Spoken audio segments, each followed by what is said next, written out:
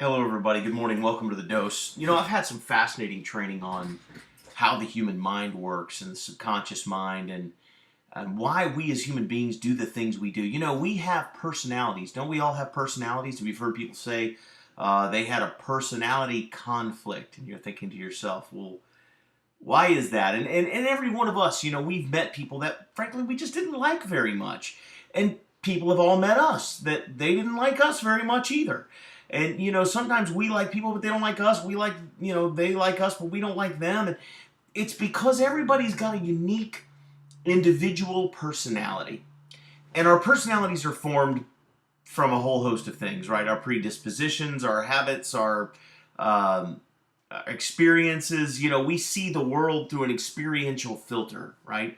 Everything that you've ever done, everything you've ever engaged in, every feeling you've ever had, every memory you've ever had, it all creates a filter through which you see the world. And no two people are going to hear anything exactly the same way or see anything exactly the same way.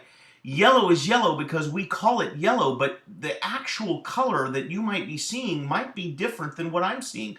But if I call what I'm seeing yellow and you call what you're seeing yellow, then we both say it's yellow. But are we really seeing the same thing? There's really no way to know for sure. And perception is the same way when it comes to what we hear and what we read and what we take in. And it's really all a function, right, of experiences that we've had in the past. And I heard it presented this way. Growing up as children, we are sponges. And we watch the world around us unfold. And the people that become our role models, intentionally or unintentionally, give us examples of how we are supposed to react in certain situations. So say, for example, that you're driving in the car as a youngster when you're 5 or 6 years old and with your dad or with your mom, and someone cuts them off in traffic and they go, "You son of a, I can't believe you did," right, and go through the roof, okay? Then here's what you do. As a child, subconsciously you go, that's an appropriate way to respond to that situation. And you'll take that response and you'll throw it in this bin or this trunk in the back of your mind. A trunk that is designed to store up automatic responses to things. Okay?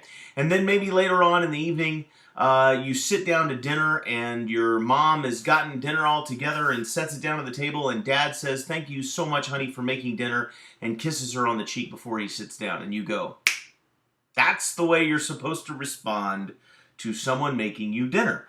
And so you'll take that response and you'll put it in the trunk, okay? And what happens then later as adults is when you're driving down the road, see, we live 95% of our lives on autopilot. Our brain is choosing responses and reactions automatically, almost as if on instinct for us, because if you had to consciously process and make a conscious decision about every single thing in your external stimuli, you would go absolutely nuts. You would literally go insane. You would not be able to process it. So the brain, in order to spare you from the insanity of having to do all that manually, has a trunk filled with auto responses that it pulls from in order to make your life more simple. So now as an adult, when you're driving along in traffic and somebody cuts you off, the brain goes, "I know what to do about that," reaches into the trunk and grabs, and grabs the response for profanity and gesture throwing and everything else, because that's what you've learned is the proper response. When you go home and maybe you're a husband or you're a wife and your spouse makes you dinner and you lean over and say, "Thank you for dinner, honey," and you kiss his or her on the cheek and you say thank you again and you sit down and you eat, and it's because the brain comes home and says, "Oh, look, someone made me dinner," and reaches back into the trunk and pulls out the response for "someone made me dinner," and it comes out automatically, almost effortlessly. Here's what you and I must do. Because some of the things that are in our trunk are fantastic. And some of them are not so good at all. You and I, we have to become aware of our responses. We need to become aware of our automatic responses. Because you see, you can override it. It is possible for you to see something unfolding. For example, someone cutting you off in traffic. And to realize that your instantaneous response might be profanity and gesture throwing and everything else, but it's possible to go, wait, I'm not going to respond that way this time. I'm going to simply slow down, let them go past, and say, "You know what? Have a nice day, buddy. take care. Okay?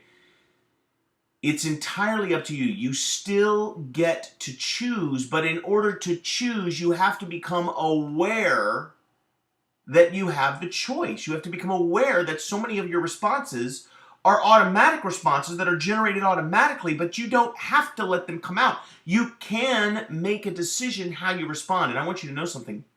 Your entire world, your relationships, your prosperity, your abundance, your success in business and relationships and everywhere else is almost purely a result of how you respond to the world around you, because the same wind blows on us all. Mr. Jim Rohn says the same wind blows on us all. It's the set of the sail that determines your destination. And the set of your sail is how you respond to those winds, how you respond to challenges, how you respond to certain circumstances, how you respond to all of those things. So become aware of what's in your trunk.